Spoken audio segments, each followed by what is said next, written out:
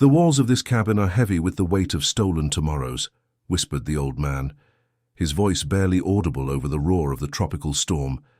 He sat on a stump of rotting wood, his eyes, clouded by age and cataracts, fixed on a corner of the ceiling where the rain poured in like a waterfall. This was Tiao, a man who had spent 60 years building the very walls that now held others in chains, only to be discarded like a broken tool into this wretched, mud-slicked tapera. Beside him, Dr. Augusto de Albuquerque, a man of the law whose own life felt as fractured as the timber of this shack, felt a chill that had nothing to do with the dampness of his clothes. He had come to the Paraíba Valley to settle a boundary dispute, a simple matter of maps and stone markers, or so he thought. He didn't know that tonight, in the heart of the sweltering Brazilian Empire of 1882, the mud of this rotten cabin would yield a secret so powerful it could topple a dynasty of blood and coffee. Something was hidden here, buried in the rot and the silence of the forgotten. Before we continue this journey into the shadows of the Fazenda Santa Aliança, I want to ask you to stay with me until the very end. This is a story of justice long delayed, but never truly denied. If you value stories of courage and the strength of the human spirit, please leave a comment with a rating from 0 to 10 for this narrative and subscribe to the channel. Your support is the heartbeat of our work, and it allows us to bring these forgotten voices back to life. The year was 1882. The air in the Paraíba Valley didn't just hang, it pressed against the skin, thick with the scent of overripe coffee cherries and the suffocating humidity of the Atlantic forest. Dr. Augusto de Albuquerque adjusted his spectacles as his carriage jolted over the red clay roads. Every bump sent a jolt of pain through his lower back, a reminder of the many miles he had traveled from the refined streets of Rio de Janeiro to this humid wilderness. Augusto was a man whose spirit was as weathered as his old leather travel trunk. Once a high-ranking magistrate, he had been a man of influence, a man who believed that the leaden seal of his office could hold back the tide of corruption. But he had been wrong. After refusing to ignore a land-grabbing scheme involving the emperor's inner circle, he found himself promoted to a chief magistrate position in the remote interior. It was a polite form of exile. He was a widower, and the grey in his eyes wasn't just a sign of age. It was the permanent fog of grief. He carried a small leaden seal in his pocket, a heavy cold object he often rubbed between his thumb and forefinger when he felt the weight of his own failures. To him, the law had become a cold, dead thing, a series of papers that could be bought, sold, or burned. His destination was the Fazenda Santa Aliança. From a distance, the plantation was a vision of imperial grandeur. The big house sat atop a hill, its whitewashed walls gleaming like a bone in the sun. Rows upon rows of coffee trees marched down the hillsides like a green army. But as the carriage drew closer, Augusto noticed the cracks in the facade. The paint was peeling, the fences were sagging, and the air smelled of something more than coffee. It smelled of decay. He was met at the entrance by Baroness Isidora Suarez. She was a woman of porcelain skin and eyes that held the coldness of iron blood. She stood on the veranda, her silk dress rustling as she fanned herself against the heat.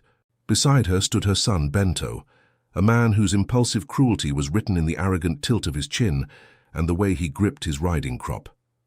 "Welcome to Santa Aliança, Magistrate," Isidora said, her voice a practiced melody of false hospitality. "It is a shame you had to travel so far for such a trivial matter as a boundary line.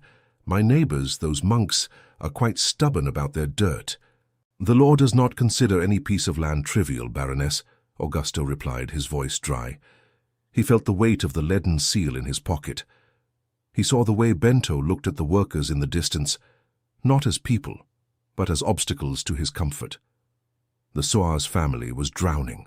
Augusto knew the rumors. The coffee market was shifting, debts were mounting, and the family was desperate to hold on to the illusion of their former glory. They needed the boundary dispute settled in their favor to secure more land for a loan they couldn't hope to repay. But as Augusto began his survey the following day, a violent summer storm rolled over the mountains with terrifying speed. The sky turned the color of a bruised plum, and the wind began to howl through the coffee groves. Lightning fractured the heavens, and the rain came down not in drops, but in sheets. Seeking shelter, Augusto's horse bolted, leaving him stranded near the furthest, most swampy edge of the property. Through the blur of the rain, he saw a flickering light. It was a tapera, a cabin so wretched it seemed to be held together by prayer and mud. The roof was a patchwork of rotting thatch, and the walls were crumbling wattle and daub. This was the place the Suarez family had gifted to Tiao, their former master builder. Augusto hammered on the door, which hung precariously on a single leather hinge. It swung open to reveal an interior that made his heart sink. The floor was nothing but mud. The air was thick with the smell of damp earth and old age. And there, sitting on a stump, was Tiao. The old man didn't look up at first. He seemed to be listening to the rain. "The earth is thirsty tonight," Tiao said. His voice was steady, lacking the submissive tremor Augusto expected from a man in his position. "It wants to drink everything we've tried to hide." Augusto stood there, water dripping from his coat, stunned by the old man's presence. He expected a broken servant, a man defeated by decades of toil and the final insult of this rotten shack. Instead, he found a man whose dignity seemed to fill the small, cramped space. "I am Dr. Augusto the Magistrate," he stammered, feeling strangely small in the presence of the old man. Tiao finally looked at him. His clouded eyes seemed to see right through Augusto's fine clothes and into the leaden seal in his pocket. "A magistrate," Tiao mused. "A man who weighs the truth. Have you come to weigh the mud or the gold?" Augusto frowned. "I am here for the boundary survey. The Baroness said you were content with your ruins." Tiao let out a soft, dry laugh. It was a sound like dead leaves skittering across a stone floor. "Content. That is a word the powerful used to sleep better at night. They gave me this cabin because they thought the rot would silence me.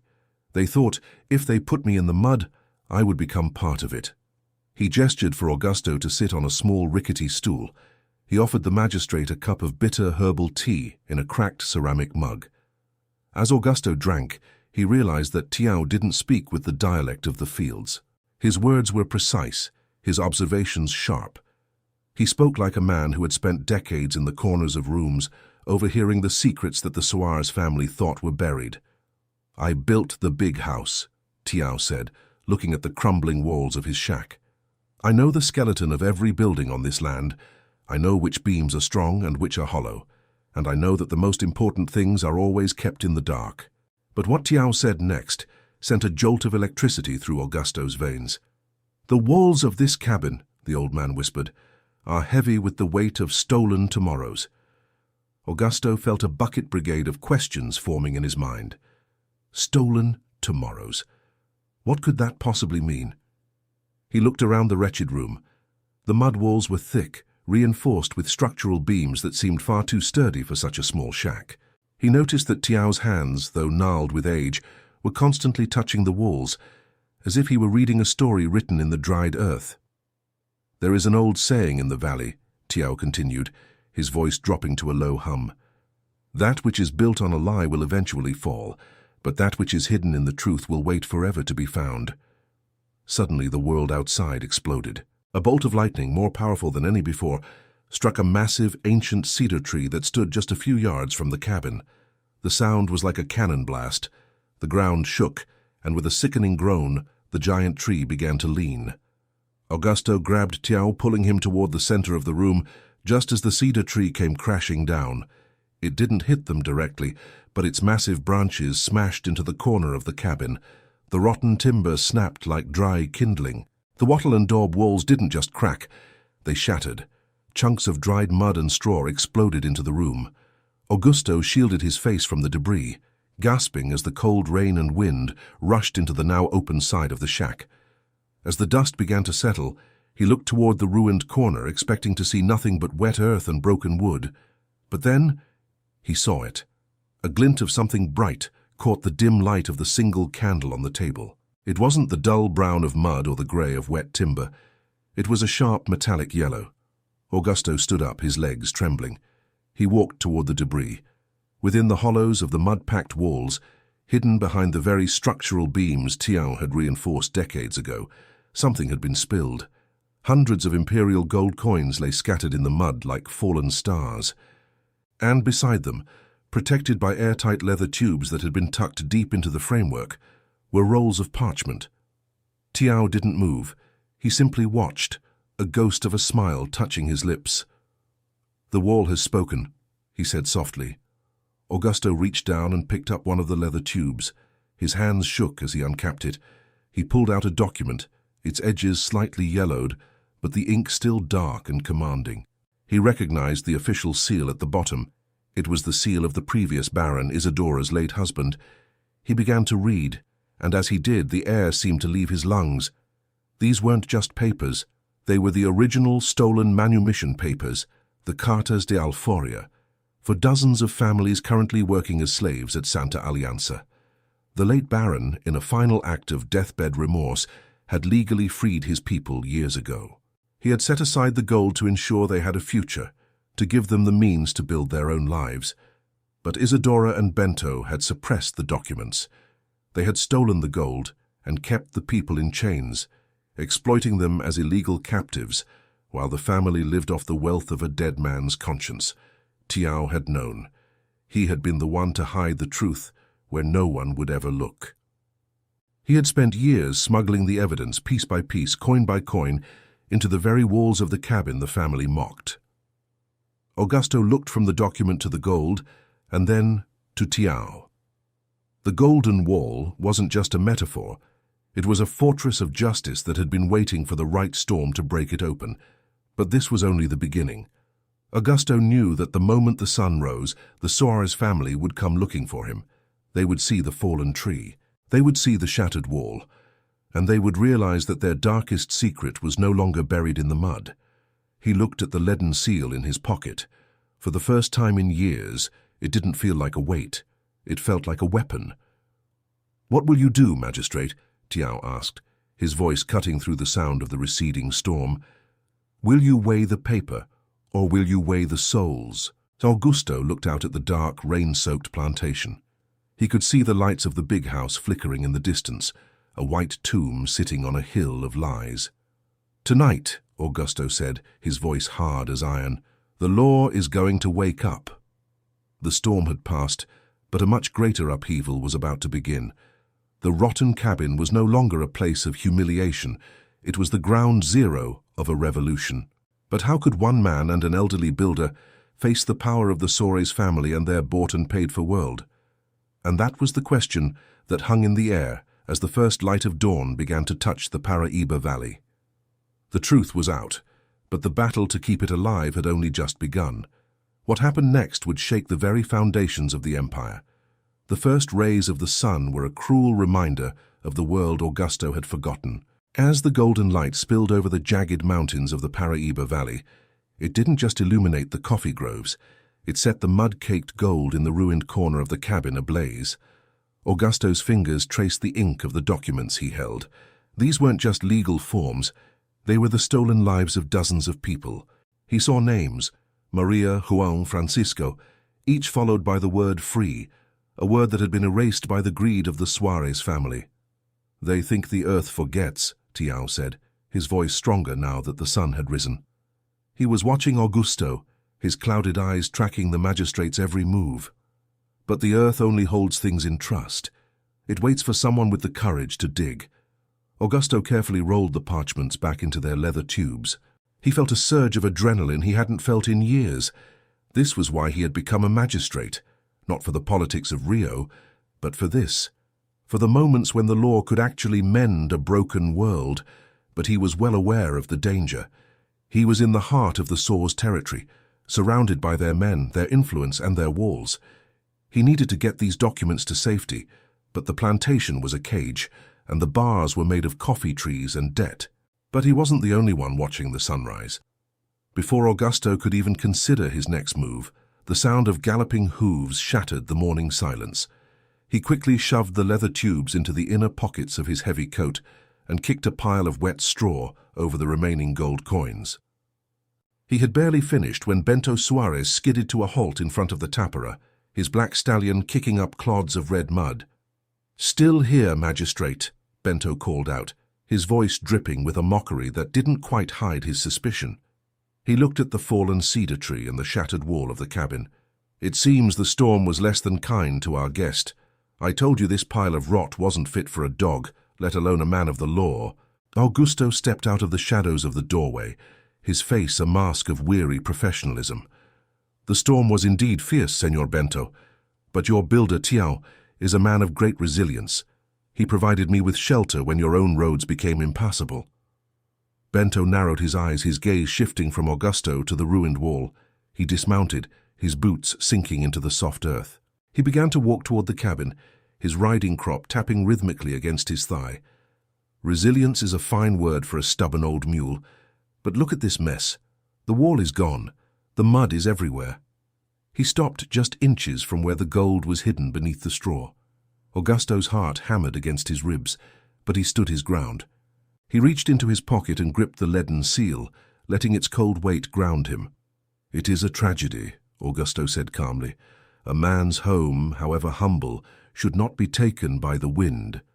Bento laughed, a harsh, metallic sound. "Home? This is a shed, Magistrate, a place for things that have outlived their usefulness. Come, my mother is waiting with a proper breakfast. Let the overseers deal with this wreckage. We'll move the old man to the slave quarters where he belongs." "No," Tiao's voice came from inside the shack. He stepped into the light, leaning heavily on a staff. "I will stay here. I built these walls. I will be the one to see them return to the earth." Bento's face flushed with a sudden dark anger. He raised his riding crop, his knuckles whitening. "You will do what you are told, old man, or I will ensure your return to the earth happens much sooner than you expect." "Senor Bento," Augusto interrupted, his voice dropping an octave, carrying the authority of a man who had sent hundreds to the gallows. "I believe the boundary survey is our priority. Let the man be. He is of no threat to you, and his knowledge of the estate's history may yet be useful to my report." Bento hesitated, the impulse to strike warring with the need to keep the magistrate on his side. "Stay in your mud, Tiao. But don't expect another roof when this one finally collapses on your head." He turned back to Augusto, his smile returning like a predatory mask. "Shall we, Magistrate? My mother does not like to be kept waiting." As Augusto rode back toward the big house, he felt the weight of the stolen papers pressing against his chest. He was walking into the lion's den with the evidence of their crimes strapped to his body, but he also knew he couldn't do this alone. He needed an ally, someone who knew the internal workings of Santa Alianza. He found that ally later that morning, near the back of the big house. Donna Benedita, the plantation's oldest kitchen worker, was hanging laundry near the edge of the woods. She was a woman whose face was a map of every injustice she had witnessed over the last 40 years. When she saw Augusto approaching, she didn't look away. She waited. "The tea Tiao serves is bitter," she said, as Augusto drew near, her voice a low rasp. "But it clears the mind, doesn't it, Senor Magistrate?" Augusto paused, looking around to ensure they weren't being watched. "He spoke of stolen tomorrows, Benedita. He spoke of a wall that weighs more than mud." Benedita's eyes softened, and for a moment the mask of the servant dropped. The old baron wasn't a saint, but he had a soul that woke up at the end. He wrote the papers, he counted the gold. He wanted the shame to end with him. But the baroness, she has a heart made of the same stone they use for the mill. "I have the papers," Augusto whispered, "but Bento is suspicious. He was at the cabin this morning." Benedita's hand trembled as she reached for a piece of linen. "Then you are already a dead man if you stay here. They have men in the town, men at the crossroads, and the local judge is Isadora's second cousin. You cannot just leave. They will search your trunk before you reach the gate." "Then I must find another way," Augusto said, his mind racing. "There must be a record, a copy, something in the town's registry or the local chapel." Benedita shook her head. "The registry burned 5 years ago. A convenient accident, they called it. But there is a man, an old clerk named Valeriano. He lives in a small house behind the church in town. He was the one who witnessed the Baron's signature. They couldn't kill him because his brother is a colonel in the National Guard, but they've kept him quiet with threats and wine." Augusto nodded. The pieces were starting to move, but the board was still tilted in the Suarez' favor. "I need to get to the town, but Bento will follow me." "Then don't go as a magistrate," Benedita said. her eyes flashing with a sudden, sharp intelligence. "Go as a man who has lost his way. The boundary markers are in the swamp. Tell them you need a guide, someone who knows the old trails. Ask for Tiao." But Augusto knew it wouldn't be that simple. Bento was impulsive, but Isadora was a chess player. She would see through a simple ruse. He needed something more. He needed to open a loop that they would be forced to follow. As he walked back to his room in the big house, Augusto noticed a small, ornate wooden box on the Baroness's desk in the library. It was a ledger, the plantation's debt book. If he could prove that the family was bankrupt, it would provide the motive for the theft of the manumission gold. But as he reached for the box, a voice chilled him to the bone. "Looking for something, Dr. Augusto?" He turned to see Baroness Isadora standing in the doorway, her silhouette framed by the harsh afternoon sun. She wasn't fanning herself now. Her hands were folded neatly in front of her, and her eyes were fixed on the leaden seal he had left on the table. "I was just admiring the craftsmanship of your library, Baroness," Augusto said, his heart racing. "It is rare to find such a collection in the interior." Isadora walked into the room, her footsteps silent on the heavy rugs. She picked up the leaden seal, turning it over in her pale fingers. "This is a heavy thing, Magistrate. It must be tiring to carry the weight of the law everywhere you go. Perhaps it is time you let someone else share the burden." She looked up at him, a thin, dangerous smile on her lips.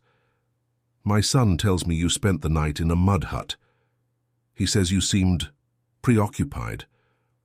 I hope you aren't letting the ramblings of a senile old man distract you from the task at hand. The boundary line is very important to us." "The truth is always important, Baroness," Augusto replied. "The truth," she mused, "is like coffee. It depends on how you roast it. Some people like it light, some like it dark and bitter. But in this valley, the only truth that matters is the one I sign my name to." She stepped closer, the scent of her expensive perfume clashing with the lingering smell of the swamp on Augusto's boots. "Don't be a hero, Augusto. Heroes in the Paraíba Valley have a habit of disappearing into the forest. Stay focused on the dirt, and you will leave here a very wealthy man. Start looking at the walls, and you may never leave at all." She dropped the leaden seal back onto the table with a heavy thud. It sounded like a gavel. Augusto realized then that the game had shifted. It was no longer about a boundary survey. It was a race to the town, to the old clerk, and to the truth. But as he looked out the window, he saw Bento and two of his most brutal overseers heading back toward Tiao's cabin with shovels and a torch. They were going to destroy the evidence, and they were going to start with the rotten cabin. "But they don't know everything," Augusto whispered to himself as the Baroness left the room. "They don't know that the gold isn't the most dangerous thing in that wall." He had to move. Now. But how could he save Tiao and the documents when he was being watched by a woman who saw everything? The clock was ticking, and the shadows in the valley were growing long. What happened in the next few hours would decide the fate of every soul on Santa Alianza. The smell of burning thatch reached Augusto before he even cleared the final row of coffee trees. It was a sharp, acrid scent that cut through the humid afternoon air like a blade. His heart hammered against his ribs, not with the fear of a victim, but with the righteous fury of a man who had finally found something worth fighting for. He burst through the tall grass at the edge of the swamp, his breath coming in ragged gasps. "Stop!" Augusto's voice cracked across the clearing, amplified by the natural bowl of the valley. Bento stood near the ruined corner of the cabin, a flaming torch held high in his hand. Two overseers, men with faces like scarred leather and eyes devoid of pity, were already tearing at the wattle and daub walls with heavy iron shovels. They had already cleared the wet straw Augusto had used as a makeshift shroud. The gold was exposed, glinting shamelessly in the afternoon light, but the men weren't looking at the coins yet. They were looking at the structural beams, the hollowed-out spaces where the leather tubes had been hidden. "This is private property, Magistrate," Bento sneered, though his eyes betrayed a flicker of genuine shock at Augusto's sudden appearance. "An old shack is being cleared for safety. The storm made it a hazard. I am merely doing what is necessary for the estate." "You are destroying evidence of a crime, Senor Bento," Augusto said, stepping forward. He didn't look at the gold. He looked directly into Bento's eyes. "And in the eyes of the Empire, that makes you an accomplice to the very theft your mother is trying to hide." Bento laughed, but it was a hollow, nervous sound. He signaled his men to keep digging. "Theft? My father built this plantation. Everything on this land belongs to the Suarez name. If there is gold in these walls, it is family heritage that was misplaced by a senile slave." "And the papers?" Augusto asked, his hand instinctively touching the leather tubes hidden beneath his coat. "Are the manumission records also family heritage, or are they the chains you've used to keep free men in the fields?" The air in the clearing turned cold. The overseers stopped digging, their eyes darting between their master and the magistrate. Bento's face twisted into a mask of pure, unadulterated hatred. He lowered the torch, the flames licking dangerously close to the dry timber of the cabin's frame. "You think your little seal protects you here?"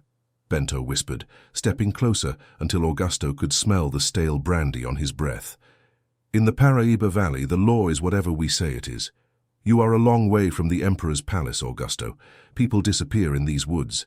The mud is deep, and it never gives up its secrets." "But the walls do," a voice rasped from the shadows. Tiao stepped out from the interior of the cabin. He looked smaller, more fragile in the harsh light, but his eyes were like flint. He held a small blackened iron key in his hand, a key that Augusto hadn't noticed before. "You can burn the wood, young master. You can melt the gold. But you cannot burn the memory of what your father did in his final hour. He cried when he signed those papers. He cried for the souls he had broken." Bento roared in frustration and swung the torch toward the thatch. But Augusto was faster. He lunged forward, grabbing Bento's wrist. The two men struggled, the torch sputtering between them. For a moment it was a battle of two worlds, the dying breath of a corrupt aristocracy and the flickering spark of a forgotten justice. "If you burn this cabin," Augusto hissed into Bento's ear, "I will ensure that every newspaper from Rio to São Paulo carries the story of how the Soares family burned their own honor to hide a debt they couldn't pay. I am still the chief magistrate. My word still carries the weight of the throne." Bento recoiled, his pride stung by the mention of the family's insolvency. He shoved Augusto back, the torch falling into a puddle and dying with a pathetic hiss. "Get off my land," Bento spat, gesturing to his overseers. "Take the gold, all of it. If the magistrate wants to play in the mud with the slaves, let him. But if I see him near the big house again, he won't need a carriage to leave this valley. He'll need a coffin." As Bento and his men began to haul the gold coins into heavy burlap sacks, Augusto grabbed Tiao's arm. "We have to go, now, before the Baroness realizes what I have in my coat." But as they turned to leave, Augusto noticed something that made his blood run cold. One of the overseers wasn't looking at the gold. He was looking at the ground, tracing the path Augusto had taken from the woods. And he was holding a small piece of yellowed parchment that must have fallen during the struggle. It was a fragment of a manumission letter. "The loop is closing," Tiao whispered, as they hurried toward the hidden trail Benedita had described. "They know you have the truth, and a wounded animal is always the most dangerous." They had no horses, no weapons, and the sun was beginning to dip below the horizon, casting long, skeletal shadows across the valley. The town was miles away, and the Soares family owned every inch of the road. But Augusto felt a strange sense of peace. The broken hero was gone. In his place was a man who finally understood that the law wasn't a dead piece of paper.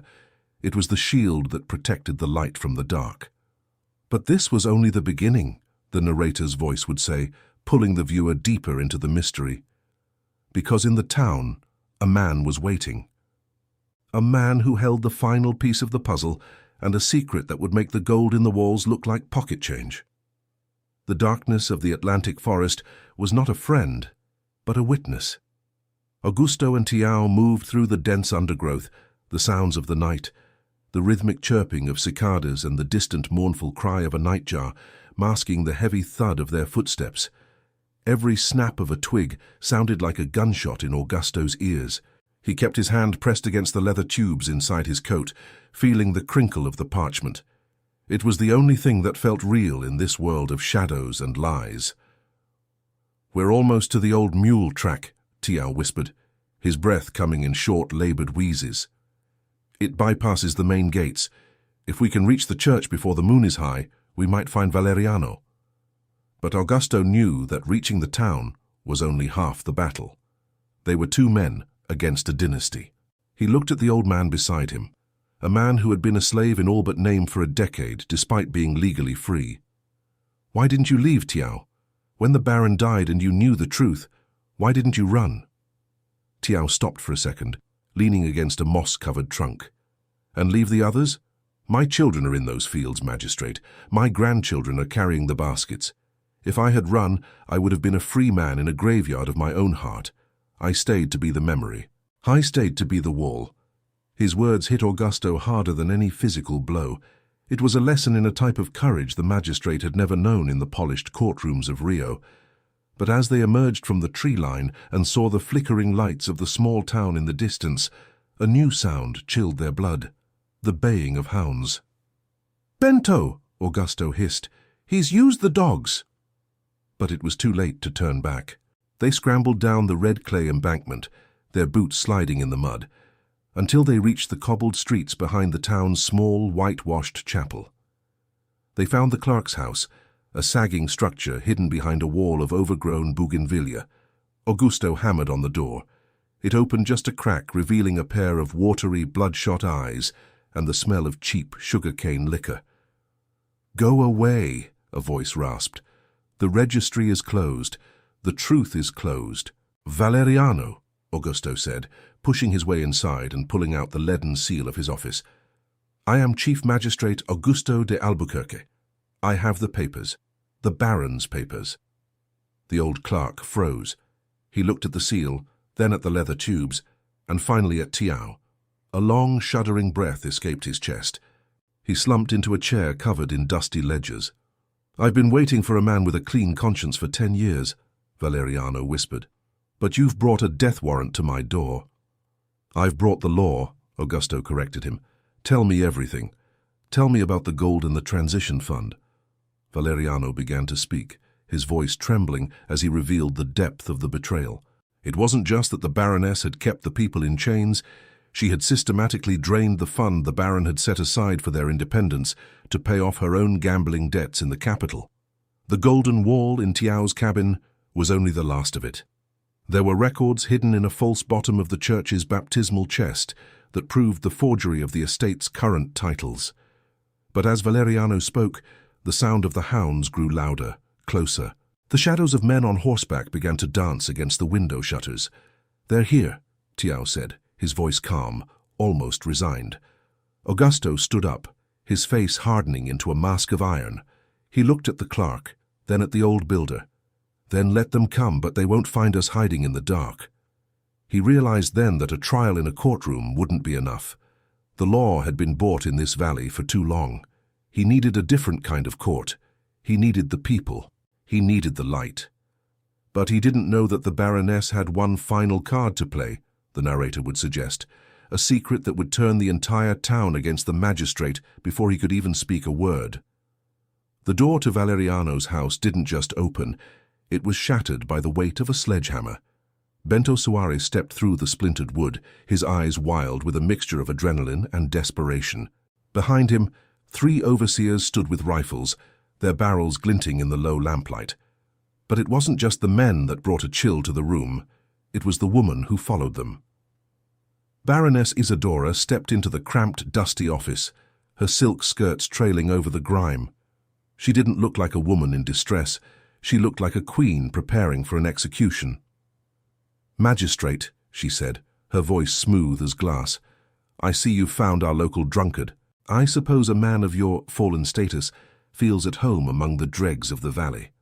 Augusto stood his ground, his hand gripping the leather tubes inside his coat.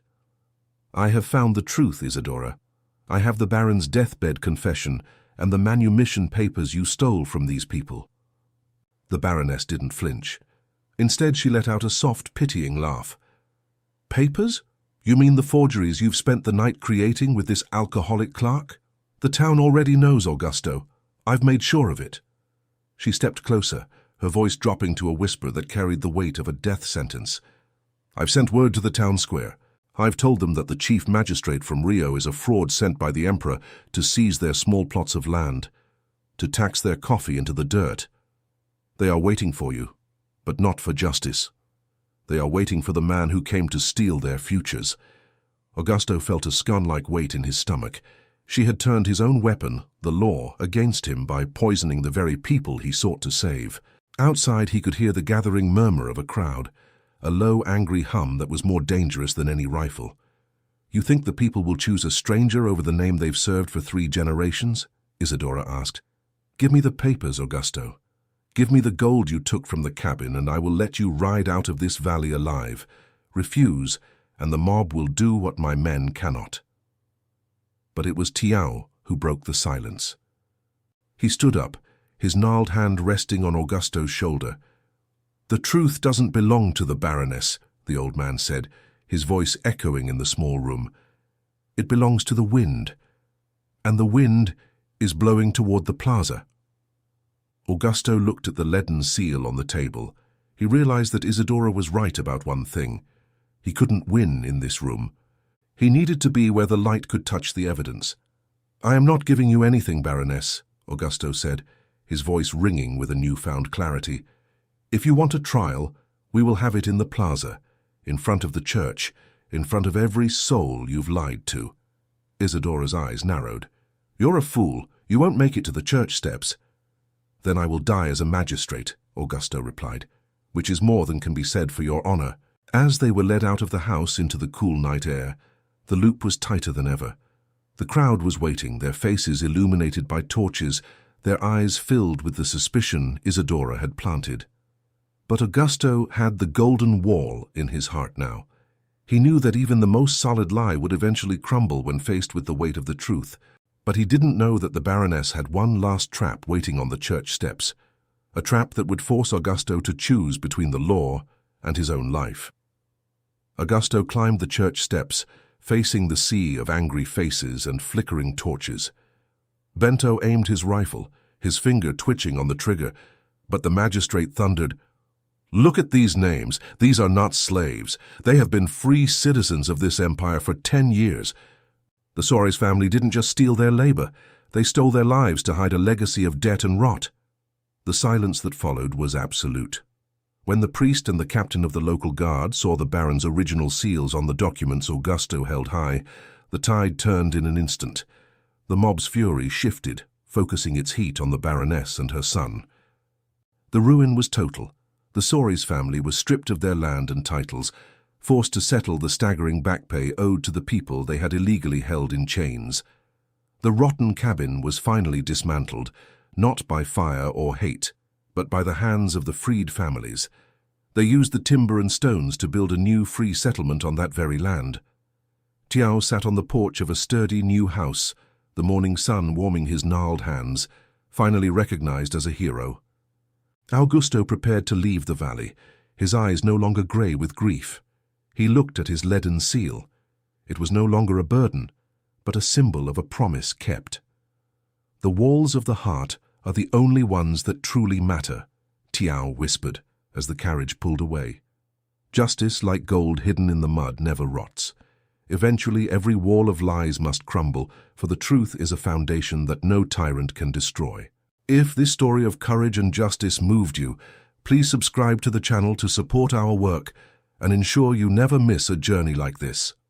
Please leave a comment with a rating from 0 to 10 for this story. I truly want to know what you thought of Tiao and Augusto's fight.